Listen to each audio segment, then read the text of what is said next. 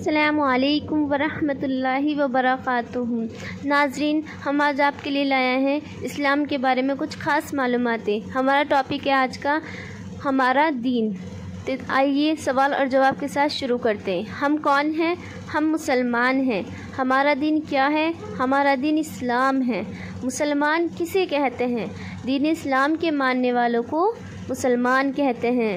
मुसलमान किसकी इबादत करते हैं? मुसलमान सिर्फ़ अल्लाह अज़्ज़ा वजल की इबादत करते हैं। किसकी इबादत करते हैं? सिर्फ़ अल्लाह अज़्ज़ा वजल की। दीन इस्लाम क्या सिखाता है? दीन इस्लाम सच्चाई, सफाई, भलाई और अच्छाई सिखाता है। इस्लाम का कलमा क्या है? इस्लाम का कलमा है ला इलाहा इल्लल्लाहु मुहम्मदुर रसूलुल्लाह। तर्जुमा कंजुल ईमान, अल्लाह के सिवा कोई इबादत के लायक नहीं और हज़रत मोहम्मद मुस्तफ़ा सल्लल्लाहु ताला अलैहि वसल्लम अल्लाह के रसूल हैं। तो देखिए नाज़रीन, हमारा दीन कितनी अच्छी अच्छी प्यारी प्यारी बातें सिखाता है। सफाई, सच्चाई, भलाई और अच्छाई।